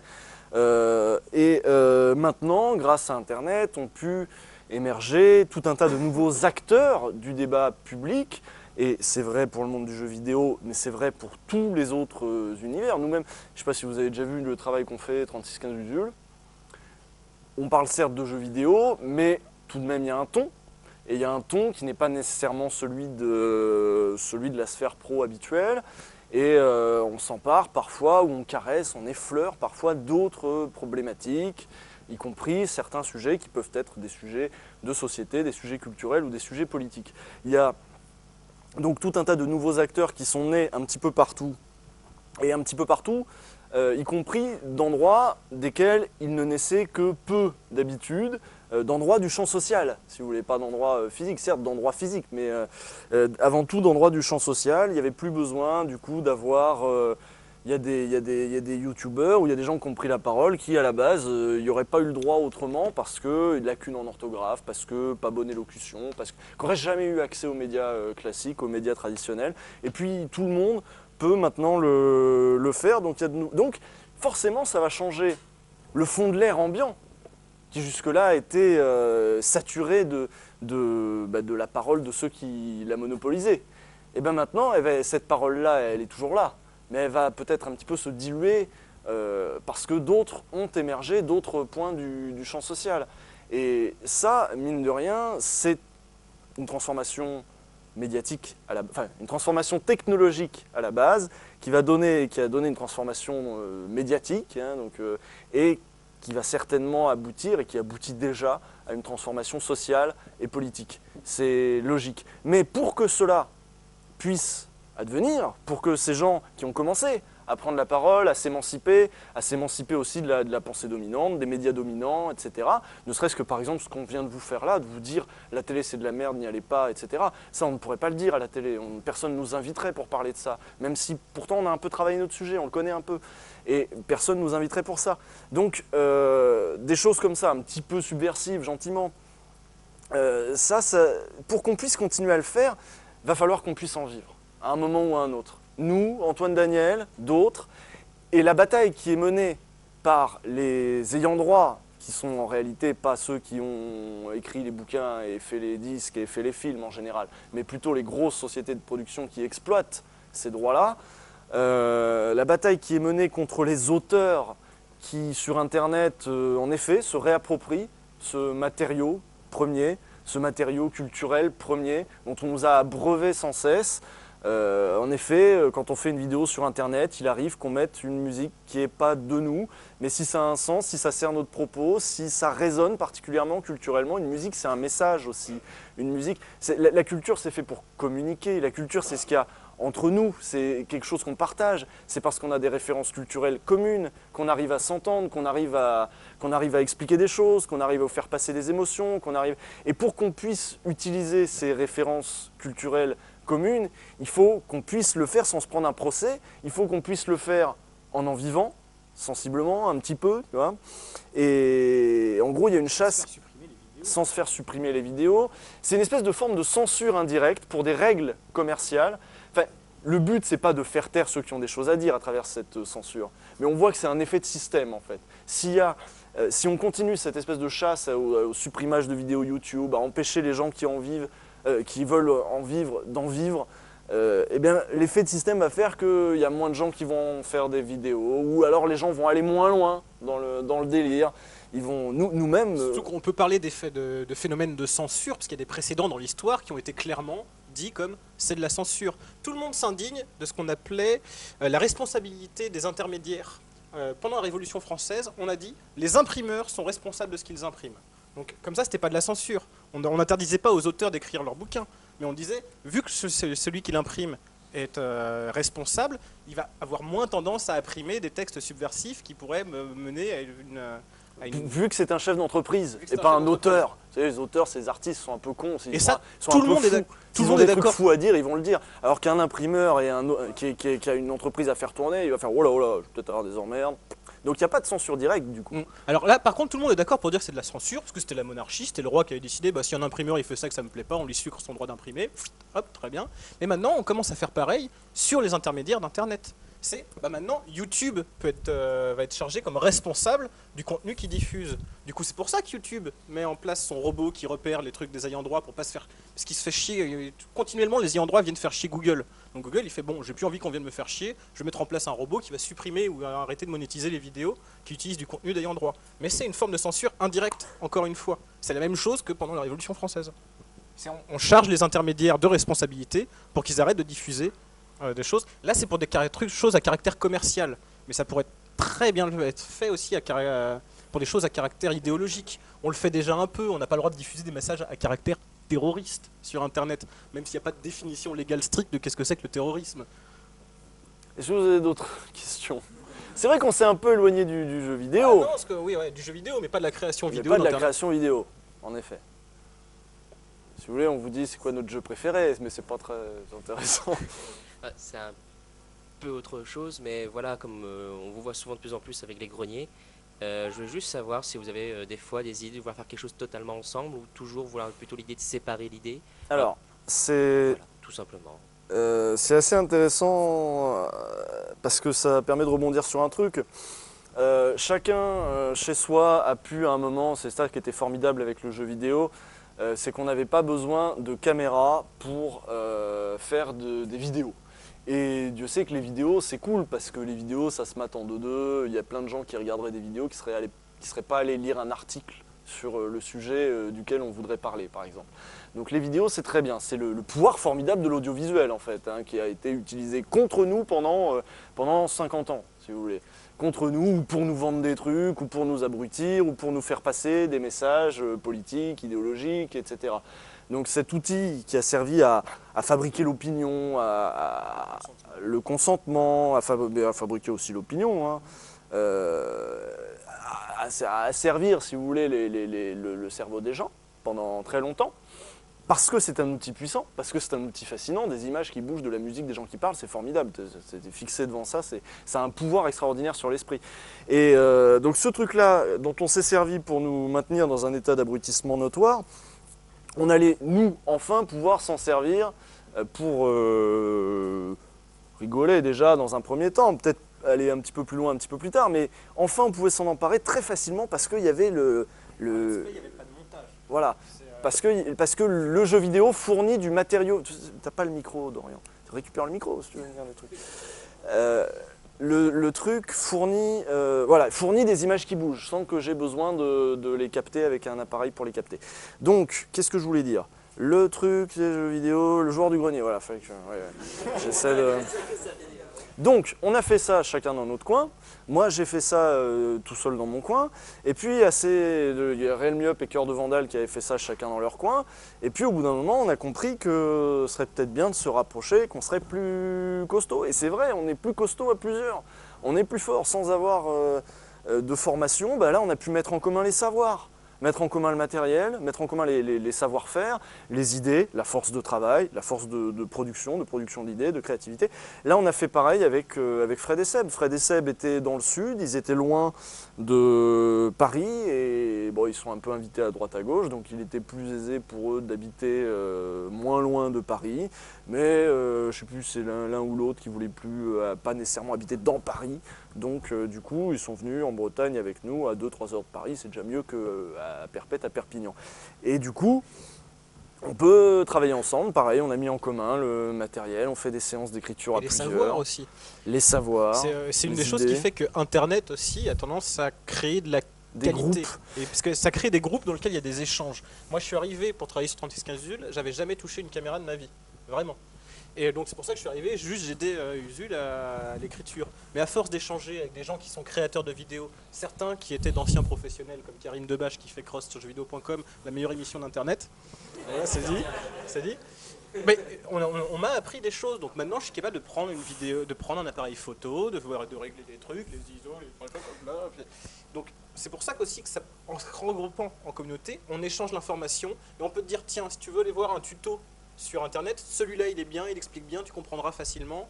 Tiens, lis cet article-là, il est intéressant. C'est le partage aussi sur internet qui fait que ça monte en qualité. Si tu partages un truc sur Facebook pour dire ah ah ah c'est de la merde, allez tous mettre des pouces rouges, il va y avoir plein de pouces rouges. Mais aussi un truc que personne n'aurait regardé, un truc qui fait, vous avez sur je sais pas Arte plus 7 sur Dailymotion, ça fait 5 vues. Il y a vraiment des vidéos à 5 vues sur Arte, le compte Dailymotion d'Arte.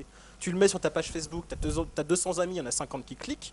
Déjà tu crées aussi il y a des gens qui vont dire ah ça existe et c'est peut-être ils vont peut-être se dire ah, tiens c'est mieux que Splash par exemple et du coup ils vont peut-être plus avoir tendance à aller voir après le compte Dailymotion de cette personne ou de ce groupe dont tu as partagé une vidéo qui était intéressante et qui était de la qualité. J'irais même un peu plus loin. Oui. Parce que Internet a vocation à rapprocher les gens, c'est aussi con que ça. À l'inverse, la télé, elle, a été pensée aussi, c'était pas sa première utilité, mais parmi ceux qui ont vu la télé se propager, certains ont pris conscience assez vite qu'il était tout de même intéressant et avantageux pour la société de consommation dans son ensemble d'avoir des gens isolés les uns des autres. Et la télé a dramatiquement isolé les gens, tous autant qu'ils sont. Avant, on avait je sais pas, il y a 100 ans, on avait des places de village remplies de gens qui parlaient entre eux. On avait des bars qui étaient remplis de gens qui parlaient entre eux, qui échangeaient, etc. Et avec la télé, les gens sont moins sortis, ils n'avaient plus besoin, ils avaient l'information à la maison, ils avaient tout à la maison. La télé est devenue le cœur du lieu de vie de la famille. On a commencé à moins sortir. La famille elle-même s'est éclatée en plus durant ces 50 dernières années. Mais la télé est restée. Et la télé était à chaque fois une famille qui divorce, la télé, c'est pas grave, il y a 2 télés. Donc ça a atomisé, si vous voulez, la société, en plein de petits gens rivés devant leur télé, plutôt que, vous voyez, vous l'avez tous constaté, une panne de courant et tout le monde se retrouve ensemble autour de la table. C'est aussi con que ça. Ou vous avez tous vu que quand il y a une télé à table pendant le repas, personne parle. Mais c'est des trucs aussi cons que ça qui font que les gens se sentaient plus isolés. Mais en même temps, ils ne se sentaient pas seuls. Combien, vous connaissez certainement des gens qui disent « je laisse la télé tourner, ça fait une présence ». Et pourtant, ils sont seuls, dramatiquement seuls. Et la seule présence qu'ils ont, c'est un espèce de speaker qui raconte de la merde, c'est les messages de pub, c'est les trucs comme ça. Et ils sont complètement assujettis à ce truc-là. Donc la télé a créé de l'isolement. Et elle a vocation, structurellement, dans le dispositif technique même, à créer de l'isolement. Pour l'illustrer, il y a Marshall McLuhan, qui est donc un sociologue américain qui a travaillé sur les médias et sur la télévision, qui montre, donc là je vous ferai pas les dessins, tout ça, parce qu'il y en a plein, mais que donc les États-Unis, quand les gens sont arrivés, il y avait de l'espace. Donc même ce qu'on pouvait appeler les prolétaires, les pauvres, c'était des gens qui vivaient quand même dans des appartements qui faisaient minimum 20 mètres carrés. Ils sont apparus assez rapidement, vers les années 60, les logements de 9 mètres carrés, comme on a la chambre étudiante. Et sa thèse qu'il avance et qu'il appuie à l'aide de statistiques et tout ça, c'est qu'on n'aurait peut-être pas pu mettre des gens, même pauvres, qui avaient l'habitude de vivre dans des espaces assez grands, dans des logements aussi petits, s'il n'y avait pas eu cette fenêtre sur le monde qu'est la télévision. Qui nous maintient aussi immobiles, qui nous maintient, donc dans laquelle il y a plein de messages publicitaires, etc. Ça fait de nous de très très bons sujets de sujets consommateurs, la télévision, c'est parfait. Internet, vous doutez bien qu'il y a une nuance, Internet, lui, n'isole pas les gens, au contraire, il permet aux gens de se rencontrer, de se sentir moins seuls. Mettons que j'ai une passion saugrenue, c'est mon cas, j'aimais les vieux jeux vidéo, moi, donc en 2007. Donc j'aimais les vieux jeux vidéo, mais parmi mes amis, ça les palpitait pas trop. Je me heurtais toujours à oui, mais le jeu vidéo, c'est pas de l'art. J'avais des amis un peu étudiants prout-prout qui me prenaient un peu de haut avec cette espèce de passion qui me venait de l'enfance. Moi-même, j'en avais quelques complexes, etc. Donc, du coup, j'avais peu d'amis pour fouiller, pour faire ce que j'ai fini par faire après et ce que je vous ai raconté un petit peu plus tôt, échanger, partager, etc. Et ça, j'ai pu le faire à partir du moment où j'ai commencé à créer des vidéos, à partir du moment où j'ai eu Internet aussi, et où là je me suis dit merde, je suis pas tout seul comme ça, il y en a plein d'autres. Et ça aurait été pareil si j'avais la passion des bottines roses. Je serais allé sur bottineroses.com et j'aurais rencontré un forum avec d'autres gens qui aiment les bottines, spécialement de cette couleur-là, et qui font des trucs sexuels avec, et comme moi. Non mais vous rigolez, mais les communautés sexuelles déviantes, un peu bizarres, qui ont des tripes chelous, ils se retrouvent aussi sur Internet. C'est un exemple qui est intéressant, parce que, par exemple, des mecs qui baissent des doudounes. Je vous jure que ça existe, des manteaux, qui se soulagent dessus, dedans, je sais pas. Eh ben, vous imaginez le bien que ça a dû lui faire à ce mec-là quand il s'est rendu compte qu'il n'était pas tout seul et qu'il a vu qu'il y avait 3-4 autres désaxés qui faisaient la même chose que lui. Ils ont pu s'échanger des photos. Oui. Mais il s'est senti tellement bien, ce gars. Il les a peut-être rencontrés. Ils sont peut-être allés à Kiabi se faire plaisir ensemble. Je sais pas. Mais c'est pareil pour nous. Et c'est pareil pour Fred, Seb et moi. On s'est rassemblés autour, non pas de la doudoune, ni même de la chemise hawaïenne, rien de tout ça. Mais en tout cas autour d'une passion commune. Nous, au-delà des jeux vidéo, la nôtre, c'est faire des vidéos sur ces trucs-là et les faire dans un certain esprit. C'est vrai que Fred était content de voir que nous aussi, on écrit, on réalise, on met des plans, machin. Donc finalement, on fait vraiment le même travail que lui, en fait. Donc on a du coup des savoir-faire à mettre en commun, etc. Et donc ça a créé... Internet a vocation à créer des communautés. Il a créé plein de communautés, de gens qui se rassemblent, qui se rendent compte qu'ils ne sont pas tout seuls et qui vont commencer à se dire « Ah, ensemble, on est peut-être fort et on va peut-être pouvoir commencer à faire des trucs. » Et Internet, ça permet aussi de subir parfois une violence qui est un peu salutaire. Admettons qu'il n'y ait pas Internet. Je me rendre dans un bistrot, je vois un politique qui parle, je fais ah il est vrai, je sais pas, admettons que ce soit une femme, Najat Belhaj-Kassem, je me dis tiens elle est vraiment habillée comme une pute. Donc c'est un peu Pourquoi violent. tu dis ça? Je sais pas, c'est un exemple. Attends d'avoir la fin. D'accord. Qu'est-ce qu'il y aurait? Il y aurait eu les deux piliers de bar imbibés à la Guinness à côté qui auraient hoché la tête comme des cons. Quand tu vas sur Internet et que tu te dis ça, dans un commentaire sous une vidéo YouTube, il y a plein de gens qui vont venir pour te dire t'es un abruti, voilà pourquoi.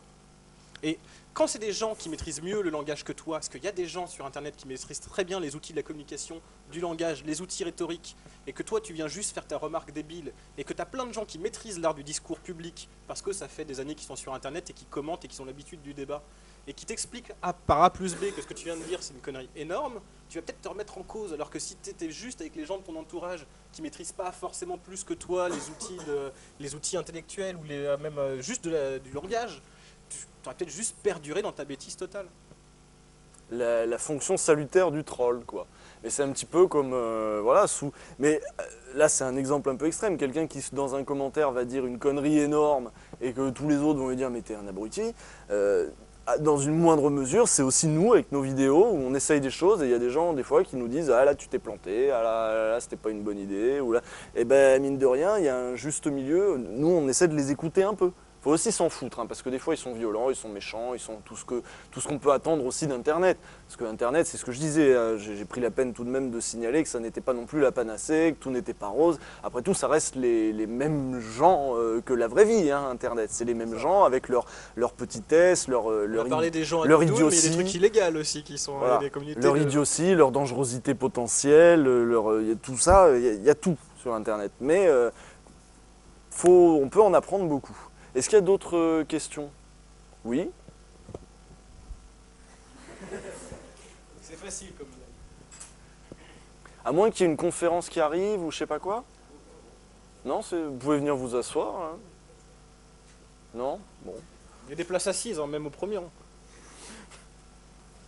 On parle d'Internet. D'Internet, les vidéos, les trucs. Norman, Gameblog. Gameblog. Je sais pas si vous avez remarqué. Donc, Oh! est-ce que depuis que vous faites des vidéos là sur jeuxvideo.com, vous êtes contacté par des éditeurs qui vous ont proposé de placer leurs produits dans vos vidéos? Alors, en fait des éditeurs, non, j'en ai pas eu des éditeurs, mais j'ai eu des sites, des boutiques de trucs, des machins. J'en ai eu hein, des propositions. Souvent, c'est un peu détourné. Souvent, c'est un peu C'est détourné. jamais Ouais. dit clairement, c'est. Je vais récupérer le micro. Alors, souvent, c'est un peu détourné. Ce qui veut dire, c'est que justement, ceux qui viennent voir, on avait parlé de la publicité cachée, du placement de produits un petit peu sournois qu'il peut y avoir des fois. C'est pas nécessairement dans la. C'est parce que les deux souhaitent ça. Le youtubeur souhaite ne pas montrer qu'il est vendu pour le coup à une marque quelconque, et la marque quelconque veut que ça pénètre doucement dans la tête de celui qui va regarder. On a vu des gens qui faisaient ça de bonne foi.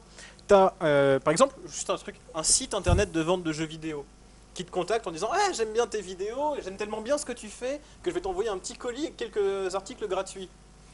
La réaction de certains, de quelqu'un qui se dit Mais il y a de la tiens, candeur aussi. Il y a de la candeur parce qu'ils ça sont me pas fait habitués. plaisir de recevoir un cadeau de la part de ce type-là. Qu'est-ce que je vais faire? Je vais brancher ma petite caméra, je vais faire voilà, il y a un type qui m'a dit qu'il aimait bien mes vidéos, il a un site de vente de matériel de jeux vidéo, il m'a offert ça gratuitement. Je vous propose d'aller voir son site puisque moi je les trouve bien sympas. Et il n'y a pas volonté de nuire, il n'y a même pas volonté de faire de la pub derrière. À aucun moment, tu as la sensation d'être la personne qui fait ça n'a pas la sensation d'être achetée non plus. Mais la personne qui est derrière, elle a son plan de communication et s'était dit que tiens, je vais envoyer mes cadeaux à une trentaine de youtubeurs, il y en a bien 3-4 dans le tas qui vont faire ça. Et ça marche. Et parfois avec en effet une grande naïveté. Pourquoi? Parce qu'aussi c'est facile d'acheter un individu isolé. Beaucoup plus que d'acheter toute une rédaction d'un journal ou je sais pas quoi. C'est des gens qui sont isolés, qui sont pas formés à ces trucs-là, qui ne voient pas forcément le mal, déjà. Peut-être que d'ailleurs, j'imagine, un certain nombre d'entre vous ne voient pas le mal au fait d'être acheté par une marque, machin. Après tout, c'est pour vivre. Et nous-mêmes, on est achetés par jeuxvideo.com. Donc, dans une certaine mesure, il faut bien à un moment financer ces trucs. Nous, ce dont on parle, c'est déjà l'aspect global du truc, et ensuite que parfois ça fait un peu de façon malhonnête, sournoise ou naïve de la part des youtubeurs, ou vraiment sournoise de la part de ceux qui commandent la pub, quand ceux-ci vous demande de le faire discrètement. Là, on atteint un degré un peu de cynisme. Moi, ça a été le cas. J'ai eu un espèce de réseau social, je sais pas quoi, qui m'a demandé de faire une vidéo. J'aurais été payé pour une vidéo en mode podcast sur les réseaux sociaux et de placer le nom de eux dedans. Vous voyez ? C'est retors, vous n'en auriez rien su. J'aurais fait une vidéo où j'aurais parlé de plein de trucs et au milieu j'aurais fait... Et en fait toute la vidéo n'aurait été qu'un prétexte pour placer ce truc-là. Était-ce le cas pour Kemar quand il jouait à Need for Speed? Est-ce qu'il a fait tout le reste de la vidéo juste pour placer discretos Need for Speed Underground dedans? Most Wanted, oui, c'est pareil. La question se pose en tout cas, et nous on est dans une position où la question se pose. Est-ce qu'il a fait tout ça juste pour placer ce produit-là? Est-ce que c'est pas un peu du foutage de gueule, parce que la vidéo est pas exceptionnelle, elle est même plutôt assez médiocre, mais est-ce que tout ça c'est à cause de... Enfin voilà. Pour rebondir même à quelque chose que tu disais tout à l'heure, effectivement Internet a permis d'avoir accès aux outils de l'audiovisuel des gens qui venaient du champ social qui n'était pas celui de ceux qui d'habitude avaient accès aux voix de l'audiovisuel.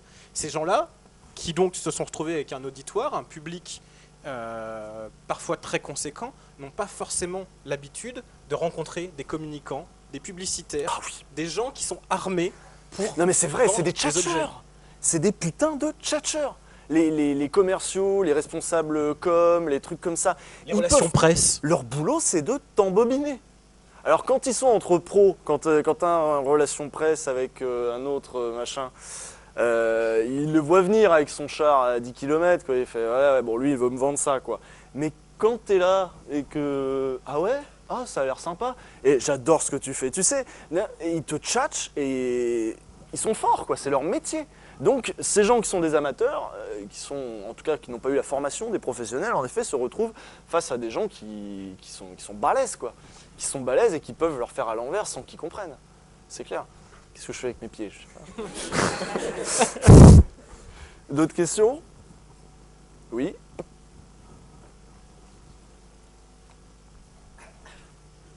Merci pour la bouteille d'eau. Parce que c'est censé durer combien de temps? 1 heure.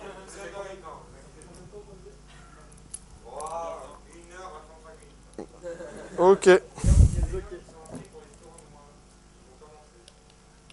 On va peut-être vous libérer, du coup c'est quoi les... Il y en a qui sont inscrits pour les tournois?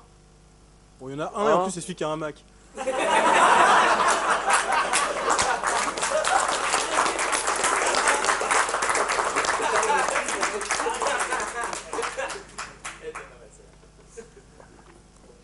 Tout à l'heure, vous avez comparé les médias traditionnels et Internet. Comment vous voyez l'avenir dans 10 ou 20 ans? Comment vont évoluer les médias traditionnels et Internet? On voit pas l'avenir, nous, déjà. On voit pas l'avenir. Mais pourquoi? Parce qu'on est en pleine phase de bouleversement. Qui peut se permettre de dire qu'il voit l'avenir quand tout est chamboulé à ce point? Là, on est en train de vivre une révolution de l'information qui est comparable à celle de l'imprimerie. Gutenberg avait-il prévu les Lumières? Je pense pas.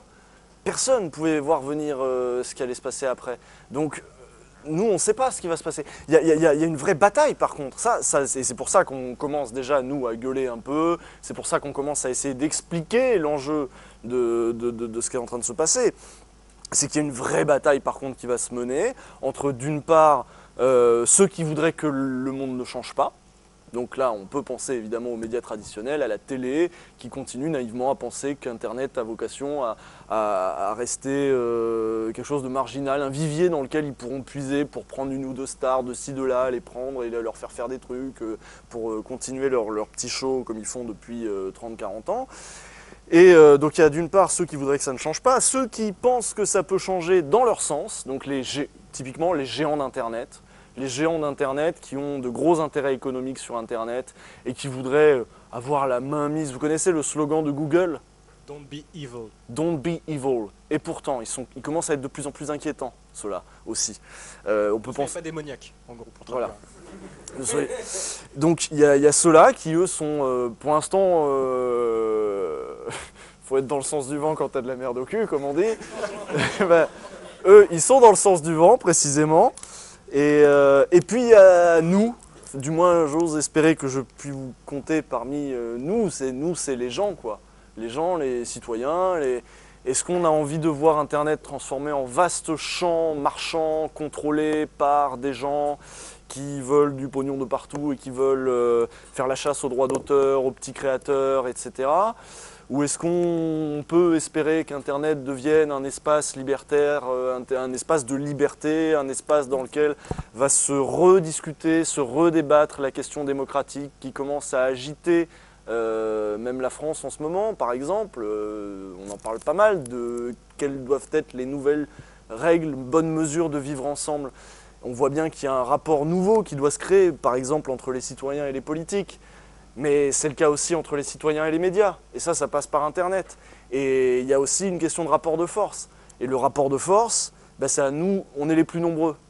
On est les plus nombreux, hein, techniquement. Donc ça va être à nous de l'imposer, ça va être à nous de faire en sorte que les choses tournent bien pour nous.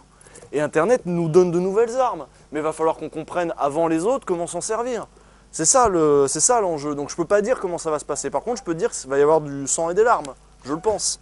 Mais surtout, en plus, c'est difficile de faire de la prospective sur le sujet, parce que c'est pas aussi simple qu'une lutte frontale et horizontale entre les gens les médias traditionnels qui avaient le monopole de la parole publique avant, et les gens qui ont un nouvel accès, on va dire, pluraliste à la parole publique avec Internet. Parce qu'il y a tout plein d'intermédiaires, parce que certes, et des ponts et des passerelles. Il y a des fournisseurs de services comme Google, mais il y a aussi tous les fournisseurs d'accès à Internet qui ont des gros intérêts économiques derrière aussi. Xavier Niel, qui fait son fanfaron avec Free, la liberté de l'information et tout ça, il est aussi patron du Monde. Il n'a pas intérêt à ce que le monde soit mis en danger par la liberté de l'information sur Internet. Et tout comme quand Orange arrive et possède Dailymotion, ils n'ont pas intérêt à ce que les gens aillent voir des vidéos sur YouTube. Donc qu'est-ce qu'ils font? Ils disent, le débit sur Internet, c'est ça, sauf pour YouTube. Donc après, quand tes vidéos elles sont plus lentes sur YouTube, tu vas les voir sur Dailymotion. Donc il y a ces gens-là qui ont un pouvoir immense parce que c'est eux qui contrôlent les tuyaux et qui attaquent ce qu'on appelle la neutralité du net. Parce que le net, encore une fois, il transporte des informations d'un point A à un point B sans savoir ce que c'est cette information, ce qu'est le point A, ce qu'est le point B. Il a juste un lieu d'émission, un lieu de réception et des informations. Il n'est pas censé regarder les informations, il n'est pas censé filtrer en fonction de savoir qui va recevoir, qui va renvoyer. Cependant, il y a des gens qui ont les moyens techniques de faire que cette neutralité du réseau soit mise en cause. On va peut-être prendre une... Enfin, vous voyez, c'est des questions importantes, très bonnes questions du coup. On va prendre une dernière question, puis on va vous libérer. Je pense que tout le monde est un peu chaud, moi j'ai un peu chaud, j'ai envie de fumer une clope, et que vous allez peut-être en avoir marre de nous entendre déblatérer. Au bout d'un moment, on va tourner en rond nous-mêmes, je pense. Vous avez compris où on veut en venir, en gros. C'est juste en fait, c'est au sujet de vos vidéos, où vous trouvez vos citations, parce que moi je les trouve super quoi. Par exemple, je me souviens plus si c'est de vous, mais c'est un livre se lit dans le salon, un livre se lit dans la salle de bain, mon livre se lit partout. Ah, je sais plus de qui elle est celle-là, tiens. Je sais plus du tout de qui elle est. Ça vient sûrement d'un Québécois. En fait, on les trouve sur Even tout simplement, parce qu'Internet ça permet ça aussi. Hein. Even.fr, qui est un site qui dépend du Figaro. On tape le mot-clé qui nous intéresse, c'est pas nécessairement le titre de l'épisode qu'on tape, on essaie de taper en fonction d'une idée. Là par exemple aujourd'hui c'était quoi? Ah bah non, aujourd'hui l'épisode c'est sur le bon goût, du coup on a tapé le bon goût.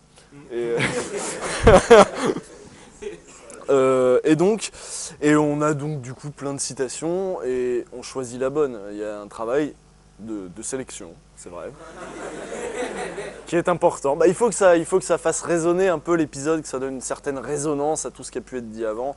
Mais ça n'a pas valeur d'argument absolu, ça a valeur de petite illustration finale. C'est une image, quoi. C'est une illustration finale. Et encore une fois, ça illustre bien aussi ce qu'Internet apporte à tout à chacun. C'est-à-dire que on peut faire croire qu'on est malin. Auparavant, oui non déjà, mais auparavant, tout le monde n'avait pas un dictionnaire de citations chez soi.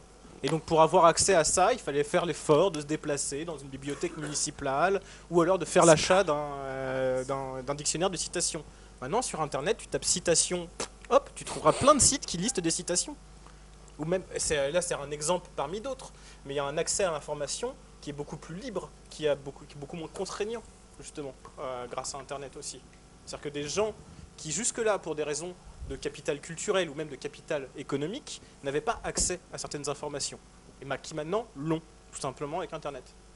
Voilà, on espère qu'on n'a pas été trop chiant, que vous étiez peut-être là pour avoir des infos sur le Joueur du Grenier, vous pensiez peut-être qu'on allait vous chanter des chansons Disney, ou je sais pas quoi, qu'on allait vous faire les guignols, et on n'a pas trop fait les guignols, mais voilà, on espère que c'était cool quand même. Vous avez quand même rigolé un peu. Ouais, c'est rigolé.